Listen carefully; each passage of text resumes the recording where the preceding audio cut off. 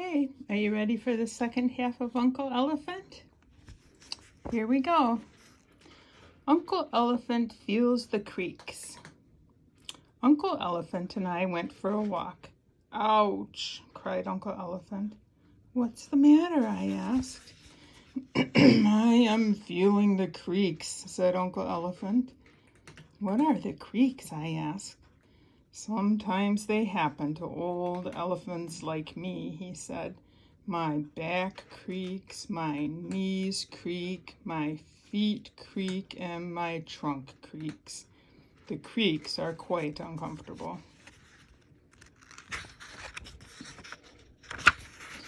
We walked slowly home, and Uncle Elephant sat down carefully in his softest chair. Ah, he said, the creaks in the bottom part of me are gone. Uncle Elephant rested his head on the back of the chair. Ah, he said, the creaks in the top part of me are gone. Uncle Elephant put his legs on the footstool. Ah, he said, the creaks in my feet are gone.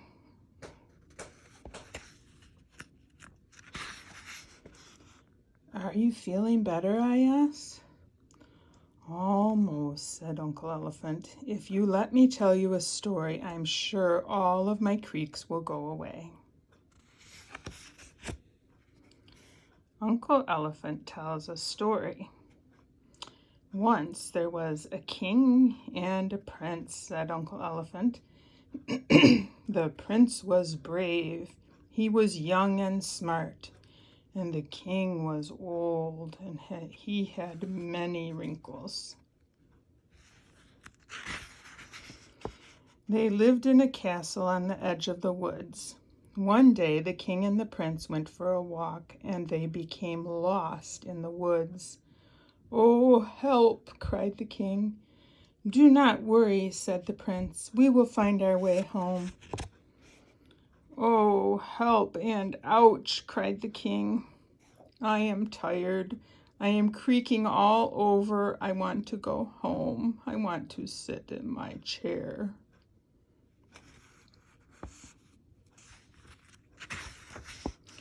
They wandered in circles for hours. They could not find their castle. A lion jumped out at them. "Ah, king and a prince, just what I want for dinner," roared the lion. He showed them his sharp teeth. The king and the prince raised their trunks. Vroom, vroom, they both trumpeted as loud as they could, and the lion was so afraid that every one of his teeth popped out, and he ran away. Well, that was effective.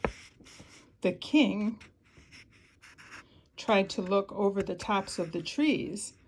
My eyes are weak, he said. I can't see a darn thing. King, said the prince, my eyes are sharp. Let me up on your head. The king lifted the prince. The prince looked over the tops of the trees. There it is, he cried. I can see the tower of our castle. Now we are not lost. Well, he's a hero. And that, said Uncle Elephant, was how the king and the prince helped each other find their way home.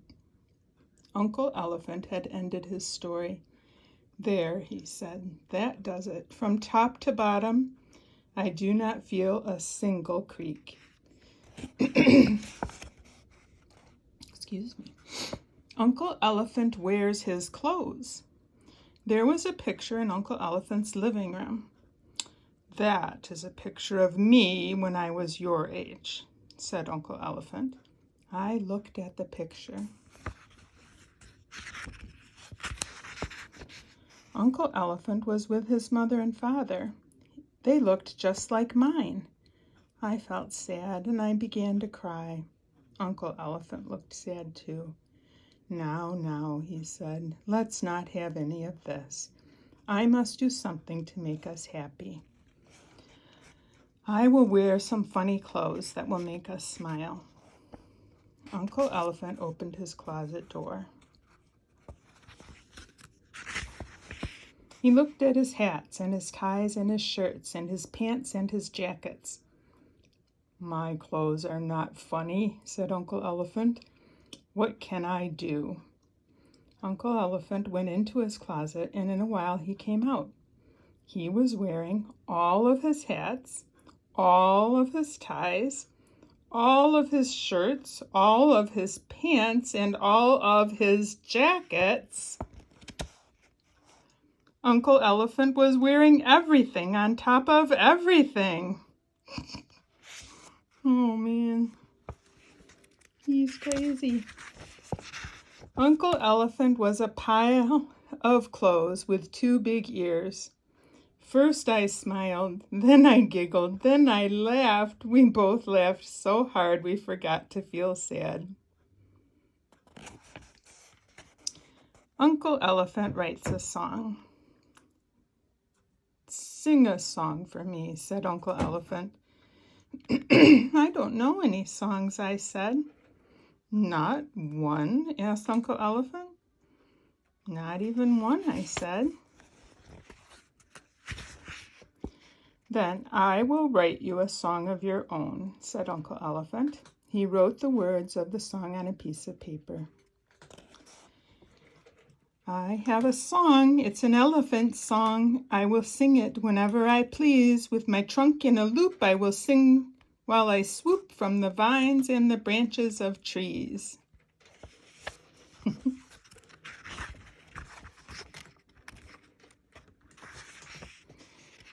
"I have a song. It's an elephant song. I will sing it wherever I go. Upside down on my head with my ears as a sled, I will sing as I slide through the snow."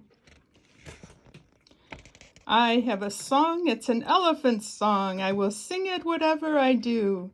When I sing while I munch on my peanutty lunch, I will not miss a note as I chew." That's a big lunch.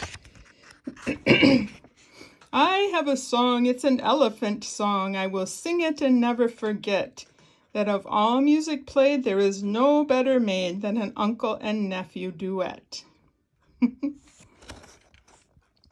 Uncle Elephant made up a tune to go with the words, and together we sang my song. We sang it over and over.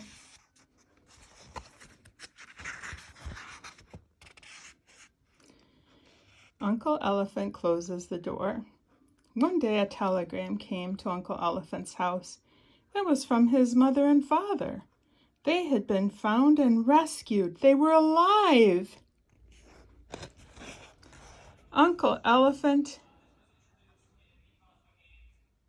and I danced for joy. "I must take you home at once," he said.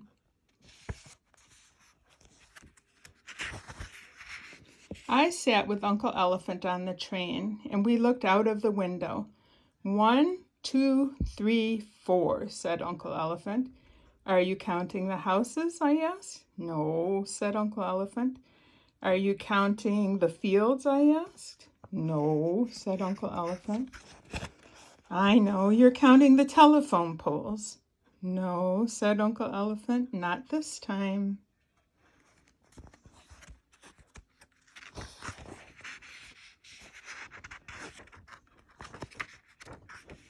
Mother and Father were waiting for us. I rushed into their arms that night after a fine dinner. I sang my song.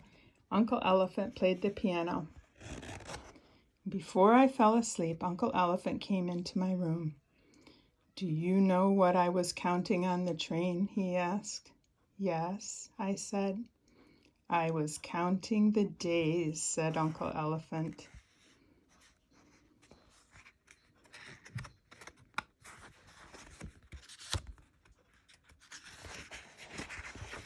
"The days we spent together?" I asked.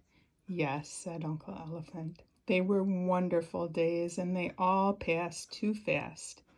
We promised to see each other often." Uncle Elephant kissed me good night and closed the door. Good night. I hope you can read it to me next time. I love you. Bye-bye.